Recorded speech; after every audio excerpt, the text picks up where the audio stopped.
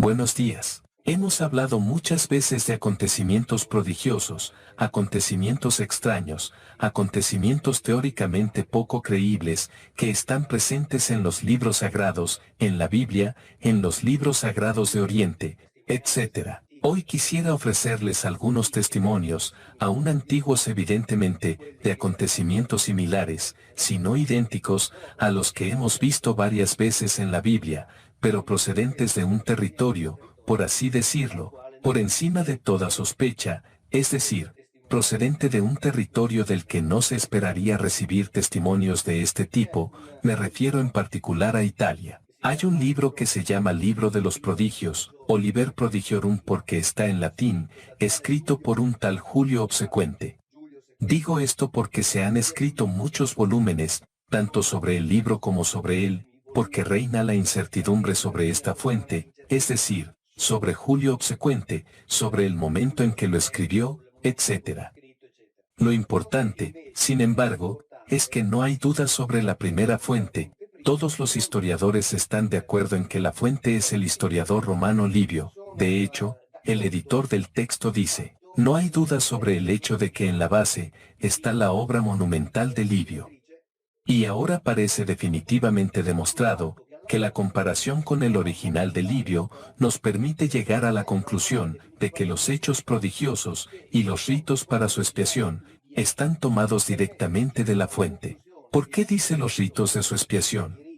Porque prodigium en latín indica específicamente un evento que tiene un valor negativo, y por tanto, siempre que estos hechos estuvieran incluidos dentro del pensamiento religioso, se sintió la necesidad, de alguna manera, de intervenir con sacrificios para expiar estos prodigios. Pero en realidad son muchos los términos utilizados para indicar estos hechos extraordinarios, son prodigium, portentum, miraculum, monstrum, omen. Aquí, por ejemplo, así como prodigium tenía un valor principalmente negativo, omen, indicaba en cambio un valor positivo.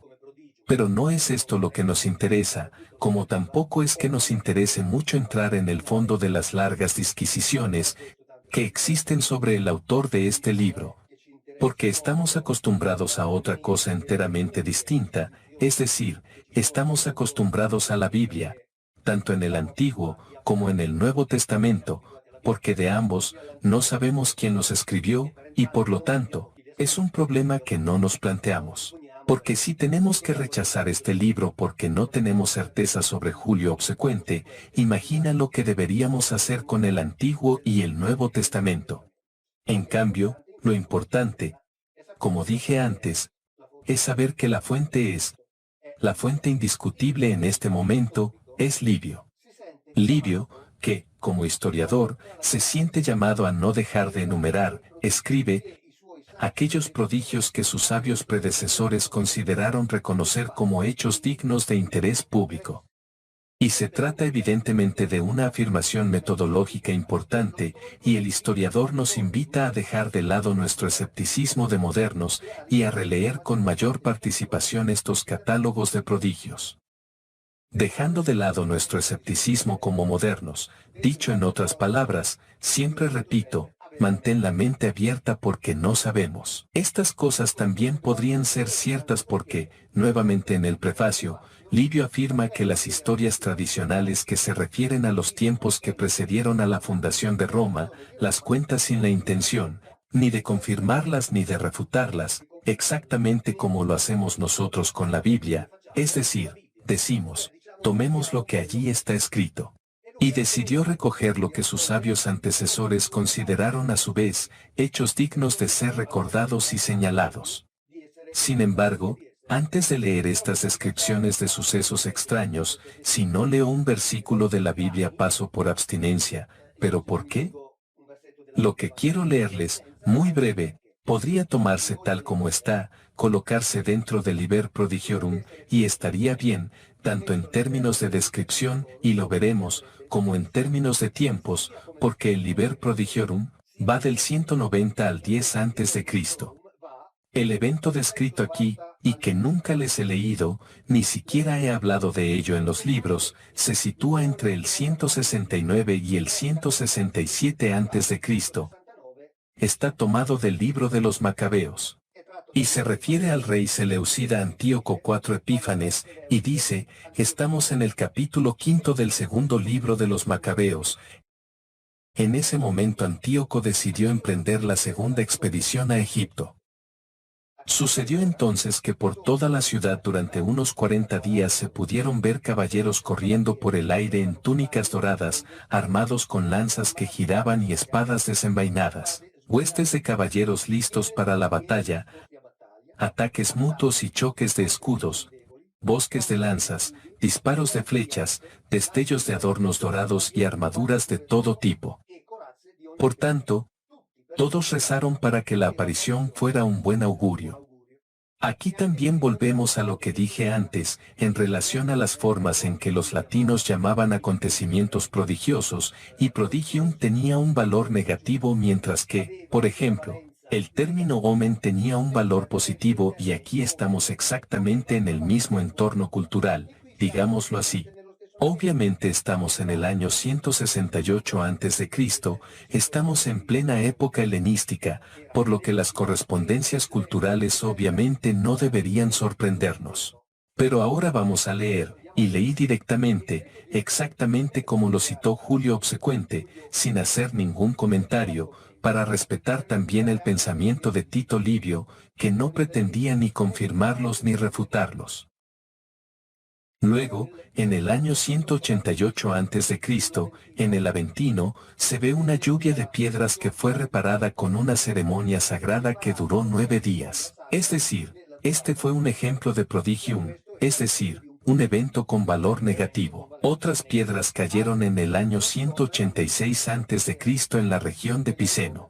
En el año 181 a.C., nos encontramos en la zona sagrada de Vulcano, las lanzas de Marte se movían solas, y en Lanubio, la estatua de Juno Salvadora, derramó lágrimas. Les leo esto porque obviamente recuerda a todas las vírgenes que lloran en el mundo, y por lo tanto, por así decirlo, no es un fenómeno nuevo que concierne solo a la Virgen, sino que ya era bien conocido en la antigüedad. En el año 166 a.C., en Lanubium se vio un resplandor llameante en el cielo por la noche. Debo señalar que el término resplandor llameante es la traducción del término latino fax, que indica un objeto en llamas, una antorcha o un meteoro. Por lo tanto, resplandor llameante es un término demasiado abstracto, pero se los leeré tal como está traducido. Pero recordemos que en latín, resplandor se refiere a un objeto material muy concreto. También en el mismo año, en Casino, muchos edificios fueron destruidos por un rayo, y el sol se dejó ver durante algunas horas de la noche. Entonces, en la noche, se vio esta gran luz.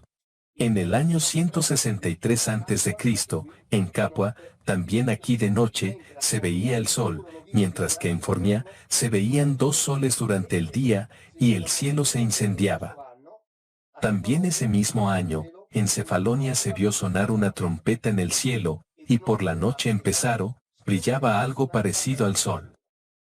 En el año 154 a.C. se vieron armas dando vueltas en el cielo, en Consa, exactamente como leímos antes, armas dando vueltas en el cielo. Seguro que algunos recordarán, que Tácito y Flavio Josefo, también hablan de armas volando en el cielo, sobre el cielo de Jerusalén, algo que ya les he comentado varias veces. En el año 147 a.C., se vio el cielo ardiendo por la noche en Cere. En el año 140 a.C., en Preneste y Cefalonia parecía que los estandartes militares habían caído del cielo. 3 años más tarde, en Preneste se vio un destello en el cielo, y por destello siempre recordamos que nos referimos a un objeto material, y tronó desde un cielo despejado. Entonces cuando este objeto luminoso apareció en el cielo, se escuchó un gran ruido que aquí, obviamente, se compara con un trueno, y esto es algo que hemos visto muchas veces en la Biblia. Pensemos en el ruido que hizo el cabot de Yahvé al levantarse del suelo, como está claramente escrito en Ezequiel. En el año 134 a.C., por la noche, se vio el sol en Amiterno y su luz duró mucho tiempo. en el año 130 a.C. También aquí, en Terracina, hay una estatua que llora, y aquí, en este caso, es la estatua de Apolo que llora durante 4 días. Por tanto, son fenómenos que se repiten. En el año 122 a.C., se vieron 3 soles y 3 lunas en la Galia, y las 3 lunas también están confirmadas por Plinio el Viejo, por lo que tenemos 2 fuentes, no solo Tito Livio sino también Plinio. Y sigamos adelante. En el año 106 a.C., aquí estamos en Roma, se escuchó un estrépito en el cielo, y se vieron caer varillas desde arriba. También en Roma, a plena luz del día, se vio un resplandor cruzando el cielo. Recordemos siempre lo que se entiende por el término resplandor.